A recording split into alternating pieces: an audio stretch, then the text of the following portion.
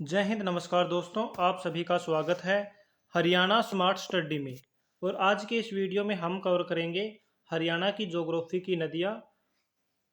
इससे पहले हमने कवर किया है हरियाणा का भौतिक स्वरूप, जिसमें हरियाणा को 8 भागों में बांटा गया था। हमने उनको कवर कर लिया है और आज हम कवर करेंगे हरियाणा की नदियों को। तो सबसे पहले बात करते हैं जो हरियाणा का अपवा तंत्र है, इसके अंदर कितनी नदियों का वर्णन किया गया है। तो इसके अंदर हरियाणा की 9 नदियों का वर्णन किया गया है। कहाँ पे किया गया है? तो इसका वर्णन किया गया है वामन पुराण में। कहाँ पे किया गया है? वामन पुराण में इसका वर्णन किया गया है। और नदियों का सबसे पहला प्रमाणिक वर्णन हमें कहाँ से मिला है? वामन पुराण से मिला है। और इसके रचयिता कौन है? महर्षि वेदव्यास हैं। इसके रचयिता कौन है? महर्षि वेदव्यास हैं। और वामन पुराण के अनुसार प्राचीन हरियाणा में कितनी नदियां थी? 9 नदियां थी। और कितने वन थे? 7 वन थे, जिनके बारे में वामन पुराण में क्या किया गया है? वर्णन किया गया है। बात करते हैं हरियाणा के अपवा तंत्र को कितने भागों में बांटा गया है। तो इसको बांटा गया है 2 मुख्य भागों में। और 2 मुख्य भाग कौन कौन से रहेंगे? उत्तर हरियाणा अपवा तंत्र, एक रहेगा दक्षिण हरियाणा अपवा तंत्र। तो इसके अंदर जो उत्तर हरियाणा अपवा तंत्र है, इसके अंदर कौन कौन सी नदियां आएंगी? तो इनके अंदर आएंगी यमुना, घग्गर, हकड़ा, मारकंडा, टांगरी, सरस्वती, चेटांग और कौशल्या। ये सभी नदियां आएंगी। जबकि बात करें दक्षिण हरियाणा अपवा तंत्र की, तो इसकी जो मुख्य नदियां रहेंगी वो रहेंगी साहिबी, इंदौरी, कृष्णावती और दोहन नदी। ये नदियां इसके अंदर रहेंगी। बात करते हैं यमुना नदी की, जो कि उत्तर हरियाणा की नदियां हैं। तो यमुना नदी की बात करते हैं, तो इसको जो वर्णन है प्राचीन काल में कहाँ पे मिलता है? तो इसका वर्णन ऋग्वेद में मिलता है। कहाँ पे मिलता है? ऋग्वेद में। और यमुना नदी का वर्णन ऋग्वेद में कितनी बार मिला है? 3 बार मिला है। और यह हरियाणा की ऋग्वेदकालीन अत्यंत पवित्र नदी है। क्या है? अत्यंत पवित्र नदी है। इसे क्या कहा गया है? इसे कालिंदी नदी भी कहा गया है। क्या कहा गया है? कालिंदी नदी। तो बात करते हैं इसके उद्गम की। तो इसका जो उद्गम है वो कहाँ से हुआ है? उत्तराखंड के गढ़वाल क्षेत्र में यमुनेत्री ग्लेशियर से, या फिर हम बोल सकते हैं कालिंद पर्वत से, या फिर बोल सकते हैं चंपासर ग्लेशियर से, या फिर बोल सकते हैं बंदरपूछ ढाल से। इस यहाँ से इनका क्या हुआ है? उद्गम हुआ है। जो बंदरपूछ ढाल है, या जो कि कहाँ पे है? यमुनोत्री ग्लेशियर में। इसकी ऊंचाई कितनी है? 6330 मीटर है। बात कर लेते हैं यमुना नदी के अन्य नाम क्या रहेंगे। एक रहेगी सूर्य की पुत्री, यम की बहन, कालिंदी नदी। इसे क्या बोलते हैं? कालिंदी नदी। और इसका अन्य नाम की बात करें तो इसके अन्य नाम में क्या आ जाएंगे? तो इसके अन्य नाम में आ जाएगा कृष्णा। क्या आ जाएगा? कृष्णा भी किसको बोलते हैं? कृष्णा भी बोलते हैं यमुना नदी को ही। ठीक है, ये भी आपको याद रखना है। और एक जो सूर्य की पुत्री बोलते हैं, तो सूर्य की पुत्री का क्या नाम था? अर्कजा। क्या था? अर्कजा। ये भी आपको याद रखना है। हरियाणा में प्रवेश कहाँ से करते हैं? तो ये करता है ताजेवाला से। कहाँ से? ताजेवाला के उत्तर में स्थित कलेसर जंगल से। और कलेसर जंगल कहाँ पे है? यमुनानगर से। तो यमुना नदी हरियाणा में किस जंगल से प्रवेश करेगी? कलेसर जंगल से। और जिला कौन सा रहेगा? यमुनानगर रहेगा। बात करते हैं यह हरियाणा के कितना जिलों से बहती है। तो यह हरियाणा के 6 जिलों से बहती है। 6 जिले कौन कौन से रहेंगे? ये सबसे पहले यमुनानगर, उसके बाद करनाल, पानीपत, सोनीपत, फरीदाबाद और पलवल से क्या हो जाएगा? इसका निकास हो जाएगा। पलवल में जो निकास होता है वो कौन से गांव से होगा? तो वो होगा हसनपुर गांव से। कहाँ से होगा? हसनपुर गांव से होगा। और यह कौन से राज्य में प्रवेश करेगी? तो उत्तर प्रदेश राज्य में। और उत्तर प्रदेश के कौन से जिले में? अलीगढ़ जिले में क्या करती है? प्रवेश करती है। यानी हसनपुर गांव पलवल से निकलती है और उत्तर प्रदेश के अलीगढ़ जिले में प्रवेश करती है। बात करते हैं इसकी विशेषता की। तो हरियाणा की एकमात्र बारहमासी नदी है। यानी कि 12 के 12 महीने पूरे वर्ष भर बहती है, वो कौन सी नदी रहेगी? यमुना नदी रहेगी। और ये क्या है? सदा नीरा। क्या रहेगी? सदा नीरा नदी रहेगी ये। चिरस्थायी नदी यह तथा सबसे मुख्य व महत्वपूर्ण नदी है। इसकी कुल लंबाई कितनी है? 1376 किलोमीटर है। लेकिन बात करें हरियाणा में, इसकी लंबाई कितनी रहेगी? 320 किलोमीटर रहेगी। हरियाणा में लंबाई कितनी रहेगी? 320 किलोमीटर रहेगी। बात करते हैं यह हरियाणा के साथ किस राज्य के साथ सीमा बनाती है? तो यह हरियाणा और उत्तर प्रदेश के बीच सीमा बनाती है। 320 किलोमीटर की प्राकृतिक सीमा बनाती है। हरियाणा के किस दिशा में बहती है? तो हरियाणा के पूर्व दिशा में बहती है। किस दिशा में? पूर्व दिशा में बहती है। यमुना नदी पर बने प्रमुख बांध और बैराज जानते हैं। तो सबसे पहले बात करेंगे ताजेवाला बांध की। यह कहाँ पे रहेगा? यमुनानगर में रहेगा। इसका निर्माण कब किया गया? इसका निर्माण किया गया 1873 में। और 1970 में बंसीलाल के समय इसे बदलने की योजना बनी थी। 1970 में जो बंसीलाल की सरकार थी उस समय इसे बदलने की योजना बनी थी। और यहाँ से कितनी नहर निकाली गई है? तो यहाँ से 2 नहर निकाली गई हैं। 2 नहर कौन कौन सी रहेंगी? एक तो रहेगी पश्चिमी यमुना नहर, दूसरी रहेगी पूर्वी यमुना नहर। जो पश्चिमी यमुना नहर है यह हरियाणा में बहती है, जबकि पूर्वी यमुना नहर है ये उत्तर प्रदेश में बहती है। अब बात करते हैं ताजेवाला बांध की जगह पे कौन सा बांध बनाया गया है? तो ताजेवाले बांध की जगह पे बनाया गया है हथनी कुंड बैराज। कौन सा बनाया गया है? हथनी कुंड बैराज बनाया गया है, जो कि कहाँ पे है? यमुनानगर में है। कहाँ पे है? यमुनानगर में है। किसके स्थान पे प्रयोग किया गया है? ताजेवाला बांध के स्थान पर। हथनी कुंड बैराज है, इसको क्या कहा जाता है? मछुआरों का स्वर्ग। क्या कहा जाता है? मछुआरों का स्वर्ग कहा जाता है। जो हथनी कुंड बैराज है इसकी योजना किसने बनाई थी? तो इसकी योजना बनाई थी मुख्यमंत्री भजनलाल ने। किसने बनाई थी? मुख्यमंत्री भजनलाल ने।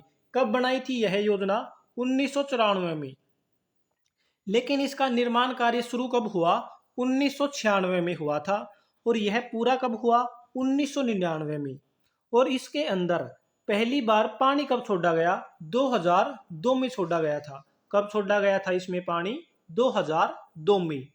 और जो हथनी कुंड बैराज है यह हरियाणा सिंचाई विभाग के अधीन है। किसके अधीन है? हरियाणा सिंचाई विभाग के अधीन है। बात करते हैं पथराला बैराज की। जो पथराला बैराज है ये जो यमुना नदी की सहायक नदी है सोम्ब नदी, उस पर बनाया गया है। और ये कहाँ पे है? ये भी यमुनानगर में है। इसको क्या बोलते हैं? चैक बांध भी बोलते हैं। क्या बोलते हैं इसको? चैक बांध भी बोलते हैं। इसका निर्माण कब करवाया गया? 1875-76 में। कब करवाया गया इसका निर्माण? 1875-76 में। किस उद्देश्य से करवाया गया था? तो सिंचाई के उद्देश्य से इसका निर्माण करवाया गया था। जो सोम्ब नदी है इसका प्राचीन नाम क्या रहेगा? तो सोम्ब नदी का जो प्राचीन नाम रहेगा वो रहेगा सीनी वाली नदी। क्या रहेगा? सीनी वाली नदी। ये इसका प्राचीन नाम रहेगा, सीनी वाली नदी। इसके अलावा अगर बात करें जो सोम्ब नदी है इसका उद्गम स्थल कहाँ पे होगा? आदि बद्री यमुनानगर में। कहाँ पे होगा उद्गम स्थल? आदि बद्री यमुनानगर में। ये भी आपको याद रखना है। आदि बद्री यमुनानगर में सोम्ब नदी का क्या है? उद्गम स्थल है। और सोम्ब नदी की जो सहायक नदी है वो कौन सी रहेगी? वो रहेगी पथराला नदी। कौन सी रहेगी? पथराला नदी क्या रहेगी? सहायक नदी रहेगी। अब बात करते हैं लाल टोपी बांध। ये किस पे है? यमुना नदी पे है। कहाँ पे? यमुनानगर में। और यह कहाँ पे है? यमुना नदी पर स्थित बांध है। खिलान वाला खोल, ये बांध कहाँ पे रहेगा? ये भी रहेगा यमुनानगर में। और कहाँ पे? यमुना नदी पर है। अब बात करते हैं एक अंतरराज्यीय समझौता हुआ है 6 राज्यों के बीच। 6 राज्य के बीच क्या हुआ है? समझौता हुआ है कि यमुना व उसकी सहायक नदियों पर जो बांध बनाए जाएंगे वो 6 राज्यों के बीच समझौता हुआ है कि ये सभी 6 राज्य उनका पानी क्या करेंगे, यूज करेंगे, प्रयोग करेंगे। और ये 6 राज्य कौन कौन से रहेंगे? हरियाणा, उत्तराखंड, उत्तर प्रदेश, हिमाचल प्रदेश, राजस्थान और नई दिल्ली। तो जो यमुना है और इसकी जो सहायक नदियां हैं उन पर 3 बांध बनाए जाएंगे। 3 बांध कौन कौन से? एक बनाया जाएगा लखवार बांध, जो कि कहाँ पे बनाया जाएगा? यमुना नदी पे। रेणुका बांध ये बनाया जाएगा गिरी नदी पे। और किसाऊ बांध बनाया जाएगा टोंस नदी पे। ये आपको याद रखना है। अब बात करते हैं हरियाणा में यमुना की सहायक नदियां कौन सी रहेंगी। तो हरियाणा के अंदर यमुना की जो सहायक नदियां रहेंगी वो रहेंगी पथराला, सोम, साहिबी, बूढ़ी यमुना और थापना। ये क्या रहेंगी? हरियाणा की जो यमुना नदी है उसकी सहायक नदी रहेंगी। जो पथराला नदी है इस नदी का अन्य नाम क्या रहेगा? तो इसका जो अन्य नाम रहेगा वो रहेगा बाली नदी। क्या बोलेंगे? बाली नदी बोलेंगे। ये इसका क्या रहेगा? एक अन्य नाम रहेगा। ये आपको याद रखना है। और जो थापना नदी है वो प्रदूषण रहित नदी है। एकमात्र जो नीली नदी है, एकमात्र नीली नदी यानी प्रदूषण रहित नदी। क्या बोलेंगे इसको? प्रदूषण रहित नदी कौन सी रहेगी? तो ये रहेगी थापना नदी। कौन सी रहेगी? थापना नदी रहेगी। अब बात करते हैं घग्गर नदी की। घग्गर नदी की बात करेंगे तो सबसे पहले बात करेंगे इसके उद्गम की। तो इसका उद्गम हरियाणा के अंदर होता है या नहीं? तो हरियाणा के अंदर इसका उद्गम नहीं होता। इसका उद्गम होता है हिमाचल प्रदेश के सोलन जिले में। कहाँ पे? डागसाई पहाड़ी से। कहाँ से होता है? डागसाई पहाड़ी से होता है, जिसकी जो ऊंचाई है वो कितनी रहेगी? 1927 मीटर। कितनी रहेगी? 1927 मीटर रहेगी। या फिर हम बोल सकते हैं शिवानी श्रेणी से इसका उद्गम होता है, जो कि डागसाई पहाड़ी से। इसके स्वरूप की बात करते हैं तो शिवालिक श्रेणी से निकलने वाली सबसे मुख्य नदी, लंबी भी है और महत्वपूर्ण नदी भी है हरियाणा के उद्देश्य से। और यह क्या है? एक मौसमी नदी है। हरियाणा में प्रवेश कहाँ से करेगी? तो हरियाणा में प्रवेश करती है कालका पंचकुला से। कहाँ से प्रवेश करती है? कालका पंचकुला से प्रवेश करती है। यह प्रवाह होने के बाद यानी हरियाणा में आने के बाद कौन कौन से जिलों से बहती है? तो हरियाणा के अंदर यह 5 जिलों से बहती है। 5 जिले कौन कौन से होंगे? तो पंचकुला रहेगा, अंबाला, कैथल, फतेहाबाद, सिरसा। ये पंचकुला में प्रवेश करेगी, फिर अंबाला में, अंबाला के बाद यह पंजाब में जाएगी, फिर पंजाब से कैथल में आएगी, फिर पंजाब में जाएगी पंजाब के बाद फतेहाबाद, फतेहाबाद के बाद फिर सिरसा में। और यह अंत में कौन से जिले में जाती है? तो सिरसा जिले में। और सिरसा जिले के बाद यह कहाँ पे जाती है? तो राजस्थान में प्रवेश करती है। और राजस्थान के अंदर भी कौन से जिले में? हनुमानगढ़ जिले में। कौन से जिले में? हनुमानगढ़ जिले में प्रवेश करती है। और वहां पे क्या हो जाती है? यह विलुप्त हो जाती है। क्या हो जाती है? विलुप्त हो जाती है। और घग्गर नदी को राजस्थान में क्या कहा जाता है? राजस्थान की मर्त नदी कहा जाता है। क्या कहा जाता है? राजस्थान की मर्त नदी कहा जाता है। बात करते हैं तलवाड़ा झील की। तो घग्गर नदी द्वारा हनुमानगढ़ जिला है राजस्थान का, उसके अंदर तलवाड़ा झील का क्या करती है? निर्माण करती है। और हरियाणा के अंदर जो घग्गर नदी है इस पर कौन सा बांध बनाया गया है? ओटू बांध। कहाँ पे बनाया गया है? रानिया में, सिरसा जिले के अंदर। कब बनाया गया? 1896 में बनाया गया। ओटू बांध को अन्य किस नाम से जाना जाता है? तो ओटू बांध को अन्य नाम से जाना जाएगा धनुर झील बैराज के नाम से भी इसको जाना जाता है। किस नाम से जाना जाता है? धनुर झील के नाम से। या फिर हम इसको बोल सकते हैं वीराज बांध। क्या बोलेंगे? वीराज बांध बोलेंगे। इसको क्या बोलेंगे? वीराज बांध बोलेंगे।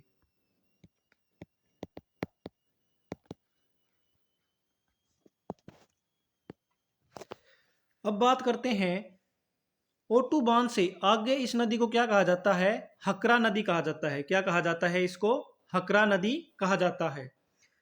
और बात करते हैं जो घग्गर नदी है यह हरियाणा की क्या है?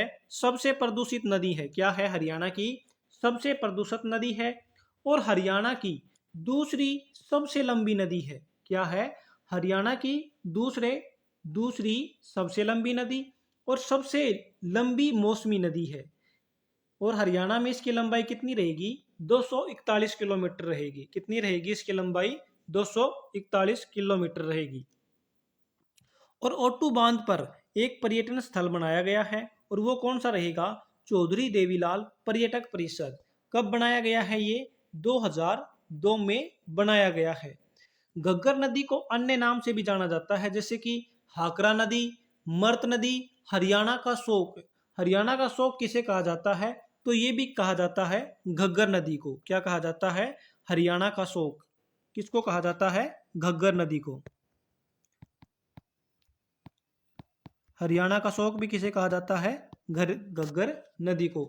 यह भी आपको याद रखना है। और यह कैसी नदी है? तो यह है मौसमी नदी।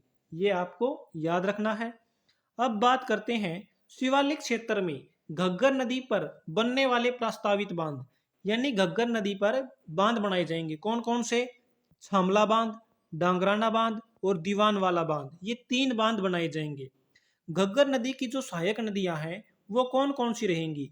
तो घग्गर नदी की सहायक नदियां रहेंगी मारकंडा नदी, सरस्वती नदी जो कि विलुप्त हो गई है, टांगरी या फिर बोलेंगे डांगरी नदी, चेतांग नदी जो कि क्या हो गई है? विलुप्त हो गई है। और बात करेंगे कौशल्या नदी की, और एक रहेगी झाझरा नदी। ये सभी क्या है? घग्गर नदी की सहायक नदियां हैं। जो कौशल्या नदी है, कौन सी नदी? कौशल्या नदी की बात की हमने, तो कौशल्या नदी ये भी कौन सी नदी है? ये भी उत्तर भारत की नदी है। और इसका उद्गम कहाँ पे हुआ है? पंचकुला में हुआ है। इसका उद्गम कहाँ पे हुआ है? पंचकुला में हुआ है। कहाँ पे? पंचकुला में इसका उद्गम हुआ है, शिवालिक पहाड़ियों में। और यह हरियाणा में कितने किलोमीटर बहती है? तो यह हरियाणा में 20 किलोमीटर बहती है। कितनी किलोमीटर बहती है? 20 किलोमीटर बहती है। और यह पंचकुला के पिंजौर में जाकर किस में मिल जाती है? तो घग्गर नदी में मिलती है। कहाँ पे? पिंजौर में घग्गर नदी में मिल जाती है। किस में मिल जाती है? घग्गर नदी में मिल जाती है। और एक नदी और है जो कि सहायक नदी है किसकी? घग्गर की। वो है शीर्षा नदी। और शीर्षा नदी भी कहाँ पे बहती है? पंचकुला में बहती है। कहाँ पे बहती है? पंचकुला में बहती है। ये भी आपको याद रखना है। जो घग्गर नदी है यह टिपरा पहाड़ी और जो मोरनी की पहाड़ी है, इन दोनों को क्या करती है? अलग करती है। इन दोनों को क्या करती है? अलग करती है। कौन सी नदी? घग्गर नदी। घग्गर नदी क्या करती है? इन दोनों को अलग करती है। घग्गर नदी के उत्तर में कौन सी पहाड़ी है? टिपरा पहाड़ी है। कौन सी है? टिपरा पहाड़ी है। जबकि बात करें घग्गर नदी के दक्षिण में कौन सी है? मोरनी पहाड़ी है। कौन सी पहाड़ी है? मोरनी पहाड़ी है। ये आपको याद रखना है। अब बात करते हैं मारकंडा नदी की। जो मारकंडा नदी है उसका प्राचीन नाम क्या रहेगा? अरुणा नदी रहेगा। क्या रहेगा? अरुणा नदी रहेगा। और इसका नाम कौन से ऋषि के नाम पर पड़ा है? मार्कंडेय ऋषि के नाम पर पड़ा है। इसके उद्गम की बात कर लेते हैं। तो इसका जो उद्गम है वो हिमाचल प्रदेश के सिरमौर जिले में शिवालिक श्रेणी की धरती धर श्रेणी से हुआ है, जो कि कहाँ पे है? नाहन क्षेत्र में, या फिर बोल सकते हैं कटासन देवी मंदिर के पास इसका क्या हुआ है? उद्गम हुआ है। जो मारकंडा नदी है हरियाणा में कहाँ से प्रवेश करेगी? काला अम्ब नामक स्थान से या काला अम्ब गांव से, जो कि कहाँ पे है? अंबाला में है। बात कर लेते हैं इसकी विशेषताओं की। यह घग्गर नदी की क्या है? सबसे महत्वपूर्ण सहायक नदी है। शाहबाद कुरुक्षेत्र इसी नदी के किनारे बसा हुआ है। कौन सी नदी के किनारे? मारकंडा नदी के किनारे। अंबाला व कुरुक्षेत्र जिले में बाढ़ का मुख्य कारण कौन सी नदी रहेगी? मारकंडा नदी रहेगी। यह अपना अधिकतर जल पिहोवा यानी कि कुरुक्षेत्र के निकट अरुणाई गांव के सैनिसा झील में गिराती है। जो मारकंडा नदी है ये अपना अधिकतर जल किस में गिरा देती है? सैनिसा झील में। कहाँ पे? सैनिसा झील में। जो मारकंडा नदी है इसकी लंबाई कितनी है? 120 किलोमीटर है और हरियाणा में इसकी लंबाई कितनी रहेगी? 90 किलोमीटर रहेगी। कुल लंबाई 120 किलोमीटर, लेकिन बात करें हरियाणा में इसकी लंबाई कितनी रहेगी? 90 किलोमीटर रहेगी। बात करते हैं मारकंडा नदी पर कौन सा बैराज बनाया गया है? जल बहरा बैराज बनाया गया है, जो कि कहाँ पे है? कुरुक्षेत्र में है। कहाँ पे है? कुरुक्षेत्र में है। और इसकी सहायक नदियां कौन कौन सी रहेंगी? रन नदी, बेगना नदी, नकटी नदी और एक रहेगी टांगरी नदी। ये सभी क्या है? इसकी सहायक नदी है। बात करते हैं टांगरी नदी की। तो टांगरी नदी का उद्गम स्थल कहाँ पे है? मोरनी की पहाड़ियों से है। और मोरनी की पहाड़ियां कहाँ पे रहेंगी? तो ये रहेंगी पंचकुला में। कहाँ पे रहेंगी? पंचकुला में। इसका प्रवाह दक्षिण दिशा में माजरा तक बहते हुए मुलाना अंबाला के समीप मारकंडा नदी में मिल जाती है। यानी यह पंचकुला से निकलकर मुलाना अंबाला के समीप कौन सी नदी में मिल जाती है? मारकंडा नदी में मिल जाती है। हरियाणा में टांगरी नदी की लंबाई कितनी रहेगी? तो टांगरी नदी की लंबाई रहेगी 70 किलोमीटर। जबकि बात करें इसकी सहायक नदी की, तो इसकी सहायक नदी रहेंगी ओमला नदी, आमरी नदी। आमरी नदी को क्या बोलते हैं? शहजादपुर वाली नदी। और एक रहेगी बलियाली नदी। तो ये भी क्या है? इसकी सहायक नदी है। और ये सभी नदी भी उत्तर हरियाणा की नदी हैं। तो इनके बारे में जानते हैं। सबसे पहले बात करते हैं बलियाली नदी की। जो बलियाली नदी है ये कहाँ से निकलती है? तो इसका उद्गम स्थल रहेगा मोरनी की पहाड़ी। क्या रहेगा इसका उद्गम स्थल? मोरनी की पहाड़ी रहेगा इसका उद्गम स्थल। ये आपको याद रखना है। इसके अलावा बात करते हैं तो यह टांगरी में कब मिलती है? कौन से स्थान पे मिलती है? तो यह मिलती है कहाँ पे? मुलाना के समीप। मुलाना के समीप टांगरी में मिलती है। टांगरी नदी में मिलती है। ये आपको याद रखना है। बात करते हैं आमरी नदी की। जो आमरी नदी है इसका उद्गम स्थल कहाँ पे रहेगा? रादौर, जो कि कहाँ पे है? यमुनानगर में है। कहाँ पे है? रादौर यमुनानगर में। ये इसका क्या रहेगा? उद्गम स्थल रहेगा। और ये टांगरी में अपना पानी कब गिराती है? तो यह गिराती है छज्जू माजरा नामक स्थान पे। कहाँ पे? छज्जू माजरा नामक स्थान पे ये इसमें जो टांगरी नदी है उसमें पानी गिराती है। ये भी आपको याद रखना है। अब बात करते हैं सरस्वती नदी की। जो सरस्वती नदी है इसका जो उद्गम है वो कहाँ से हुआ है? तो हिमाचल प्रदेश की सिरमौर पहाड़ियों से हुआ है।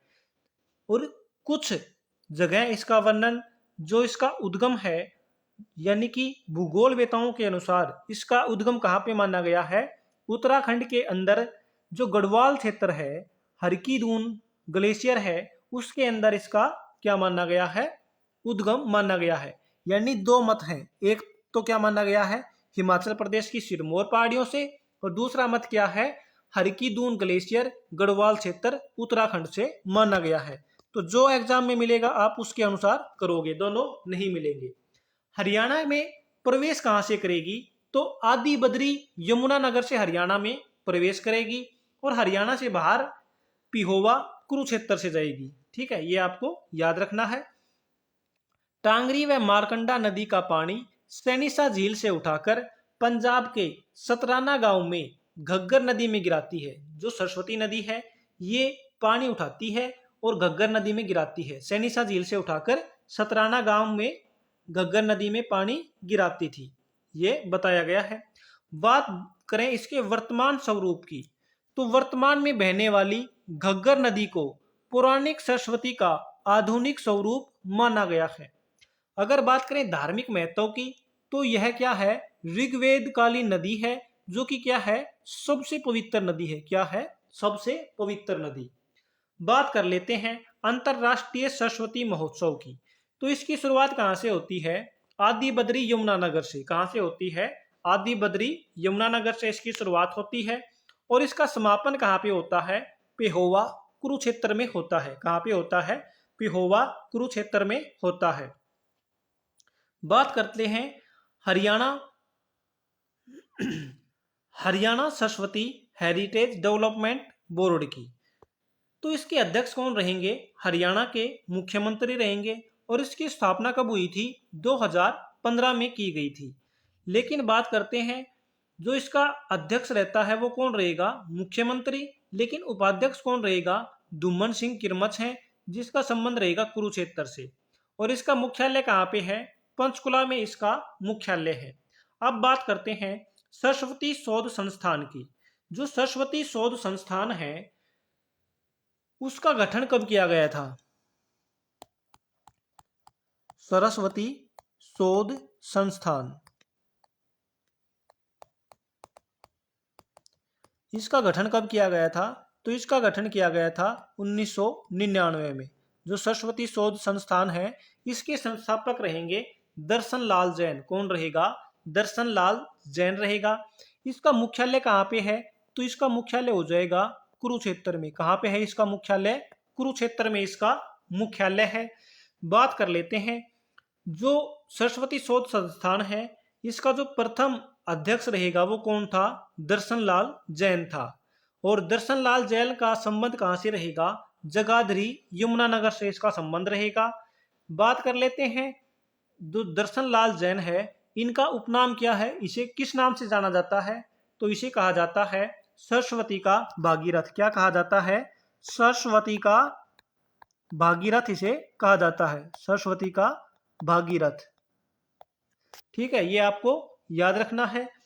और इसके लिए जो सरस्वती नदी है, सबसे पहले इसकी खुदाई का प्रारंभ कहाँ से किया गया था? मुगलावाली गांव से, जो कि यमुनानगर में है। और इसके लिए एक समिति गठन की थी केंद्र सरकार ने। वो समिति कौन सी रहेगी? तो वो समिति रहेगी के.एस. वाल्दिया समिति। कौन सी समिति रहेगी? के.एस. वाल्दिया समिति रहेगी। खुदाई में अंतरराष्ट्रीय सहयोग, यानी किस देश ने सहयोग किया है? तो ऑस्ट्रेलिया देश द्वारा सहयोग किया गया है। यह भी आपको याद रखना है। लेकिन बात करते हैं, जो दर्शनलाल जैन है इनको कौन सा अवार्ड मिला है? तो इनको जो अवार्ड मिला है वो मिला है, कौन सा अवार्ड मिला है? पद्म भूषण। कब कौन सा अवार्ड मिला है? पद्म भूषण मिला है। और ये कब मिला है? तो ये मिला है 2019 में। कब मिला है? 2019 में। किसके लिए? सामाजिक कार्य के लिए। किसके लिए मिला है? सामाजिक कार्यों के लिए।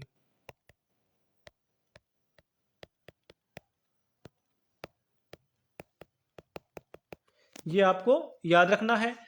तो इसी के साथ हम, चलो दो और हैं, एक हो जाएगी चेटांग नदी और एक होगी राक्षी नदी। ये भी क्या रहेंगी? उत्तर हरियाणा की नदी रहेंगी, चेतांग नदी।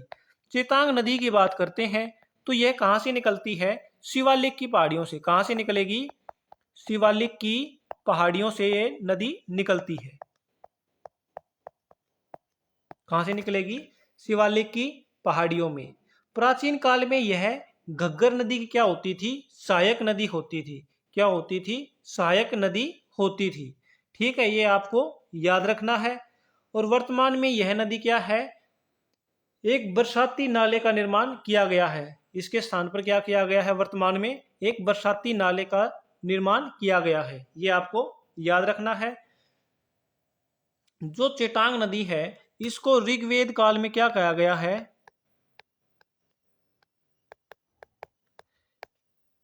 दर्शदंती नदी। क्या कहा गया है? दर्शदंती नदी कहा गया है। किसको? चेटांग नदी को। एक रहेगी कौन सी? राक्षी नदी। कौन सी रहेगी? राक्षी नदी, जिसे कहा गया है राका नदी। क्या कहा गया है? राका नदी भी कहा गया है। बात करते हैं इस नदी की, तो यह क्या है? यह भी एक बरसाती नदी है। ये कहां से निकलती है? इसका उद्गम कहां से हुआ है? तो इसका उद्गम हुआ है यमुनानगर जिले के बिलासपुर में। कहां से? बिलासपुर यमुनानगर में इसका क्या हुआ है? उद्गम। बिलासपुर यमुनानगर में इसका क्या है? उद्गम हुआ है।